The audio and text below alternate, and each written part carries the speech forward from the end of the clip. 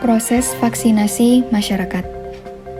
Keadaan bioskop saat new normal. Sejarah air panas Guci di Tegal, Jawa Tengah.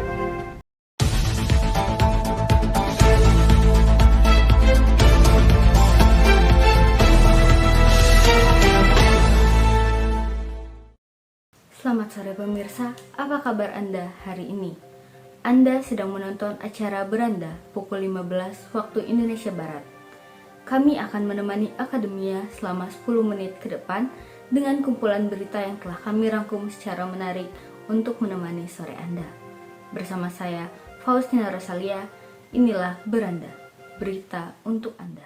Berita pertama pada episode kali ini akan dibuka dengan liputan proses vaksinasi yang tengah berlangsung di tengah masyarakat. Bagaimana proses dan antusiasme masyarakat dalam menerima vaksin? Berikut liputannya untuk Anda. Pandemi virus corona sudah menikmati perannya di Indonesia selama 1 tahun. Selama 1 tahun ini, pemerintah, tenaga kesehatan, serta masyarakat berusaha melindungi diri dari wabah virus ini. Tak sedikit yang menjadi korban jiwa, dan bahkan juga UMKM terdampak pandemi ini.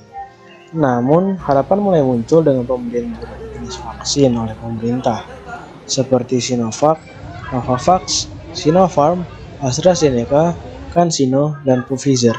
Pada tanggal 13 Januari yang lalu, Jokowi telah menerima vaksin yang pertama. Lalu dalam kurun waktu 14 hari, Jokowi telah menerima vaksin yang kedua, yaitu pada tanggal 27 Januari 2021. Ini adalah tanggapan dari Dr. Agustini mengenai vaksin dan dilema yang dialami tenaga kesehatan untuk meyakinkan masyarakat dalam menerima vaksin. Itu banyak syaratnya, termasuk salah satunya yang ketat itu usia. Jadi waktu itu 18 sampai 59 tahun saja yang boleh divaksin. Di luar dari rentang itu tidak boleh divaksin. Kemudian waktu itu juga penyintas COVID tidak boleh divaksin.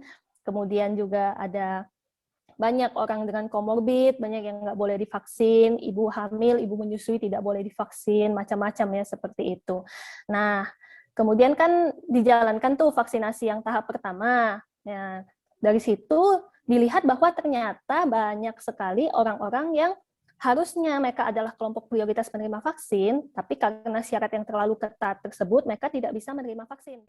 Ada 14 provinsi pertama yang dianggap sebagai prioritas karena tingkat penyebarannya yang tinggi, seperti DKI Jakarta, Jawa Barat, Jawa Tengah, dan Jawa Timur. Jadi sebenarnya begini, untuk informasi ini, kalau untuk masyarakat ya, kalau kita dapatkan informasi mau apapun itu tentang vaksin kah, atau tentang yang lain, pertama-tama sebelum kita mempercayai dan menyebarkannya, kita harus cross-check dulu. Itu sih saran saya.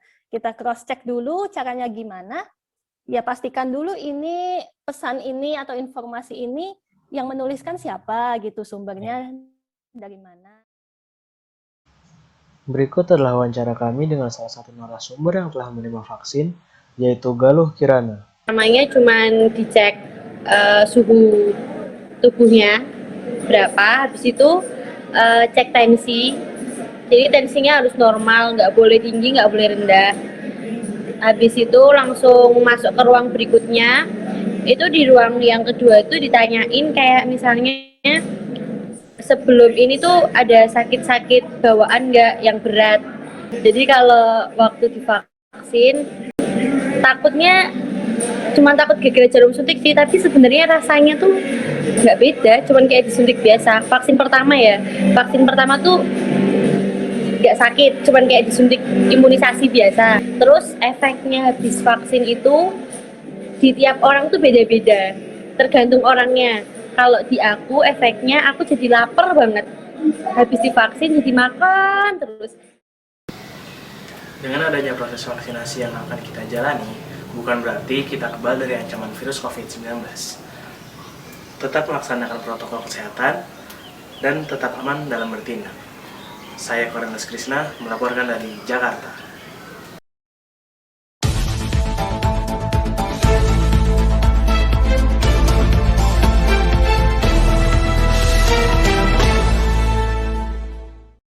Menjelang Hari Film Nasional, industri film Indonesia semakin berkembang.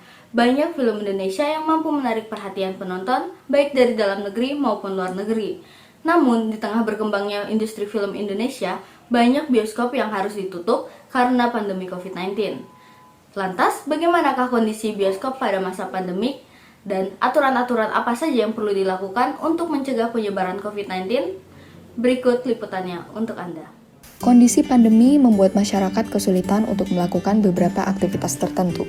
Salah satunya adalah menonton film di bioskop. Bioskop yang merupakan ruang tertutup dengan ventilasi yang kurang optimal memungkinkan penyebaran virus lebih rentan terjadi di dalam ruangan. Lokasi kalau yang sini itu udah bulan Oktober. 2020 ya Pak? Oh, 2020. Oke, kira-kira waktu dibuka ini aturan protokol kesehatan yang harus dijalankan tuh apa aja? Oh, kita dari pintu masuk kita harus scan barcode. Sama kita tes suhu sama ini hand sanitizer. Kalau di dalam itu kita jaraknya satu-satu Kak. Jadi satu kursi gitu Kak. Terus setiap habis nonton itu kita semprot desinfektan.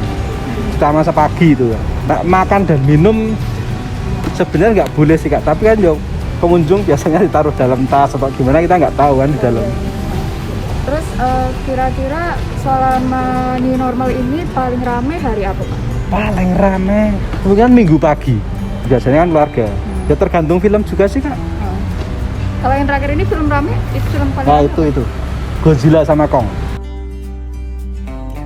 Pemesanan tiket secara online sangat disarankan oleh pihak bioskop untuk menghindari adanya kerumunan di garis antrian.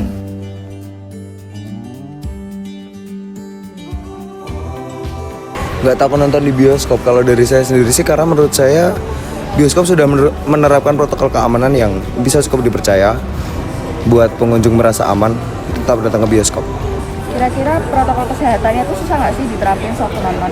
Bisa nggak dikatakan susah karena saya juga merasa perlu untuk menjaga keamanan diri saya juga dan menjaga keamanan orang lain. Makanya sukarela saya melakukan hal itu. Ketika kita melakukan sesuatu secara sukarela, nggak ada yang namanya susah. Harapan saya sih kedepannya untuk bioskop, semoga bioskop di Yogyakarta terutama mungkin bisa berinovasi lagi kayak beberapa bioskop di Surabaya, di Jakarta yang menerapkan sistem drive-thru untuk menonton suatu film. Jadi kita bawa mobil, bawa kendaraan sendiri untuk menonton suatu film, sehingga ya kita bisa merasa aman aja, lebih aman aja ketika kita menjadi customer. Meskipun di tengah pandemi, pengunjung tetap antusias untuk datang dan menonton film di bioskop, meskipun harus dengan protokol kesehatan yang ketat. Perlu juga kesadaran masyarakat untuk menerapkan protokol kesehatan, bukan hanya di luar, tetapi juga di dalam ruang layar lebar untuk keamanan bersama. Faustina Rosalia dan Stefani Maria melaporkan dari Yogyakarta.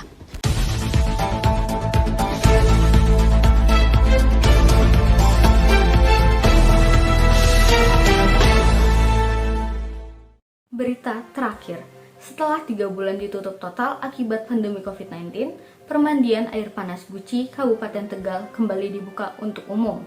Objek yang berada di bawah kaki Gunung Slamet ini akan dibuka dengan menerapkan aturan new normal. Berikut pembahasan sejarahnya untuk Anda. Pemandian air panas Guci adalah destinasi wisata paling populer di Kabupaten Tegal. Letaknya berada di kaki Gunung Slamet. Kawasan wisata Guci ini menyediakan air hangat alami dari perut bumi serta udara sejuk pegunungan.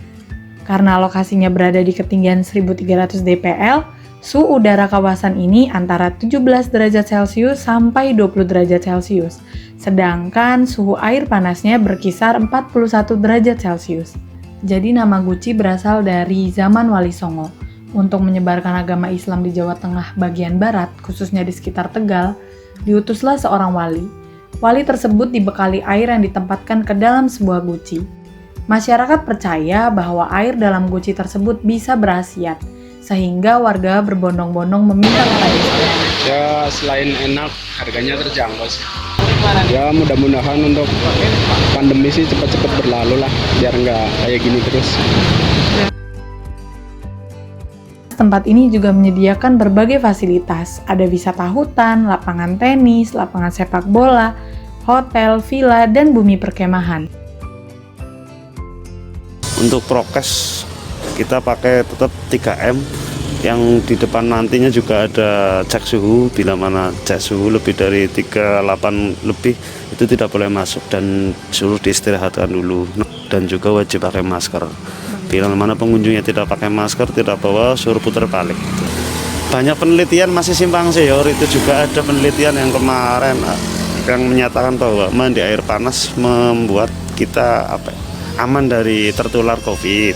Terus juga dari objek wisata Guci sendiri masih banyak yang ditutup. Jadi untuk kolam renang dan pemandian umum itu sementara ditutup. Cuman ada yang masih buka karena itu milik pihak ketiga. Hari biasa itu penurunan sekitar hampir 150% lebih. Dari hari biasa sekitar 700, paling untuk hari biasa pandemi COVID seperti ini 300-an pengunjung untuk hari biasa. Harga tiket masuk di area pemandian ini masih sangat terjangkau, hanya 10.000 saja. Kawasan wisata Guci ini buka setiap hari, mulai dari pagi hingga malam hari. Jessica Oktaviana melaporkan dari Pemalang. Sekian edisi Beranda kali ini, nantikan episode selanjutnya setiap hari Rabu pukul 15 waktu Indonesia Barat. Saya Faustina Roselia, pamit undur diri, dan sampai berjumpa di lain kesempatan.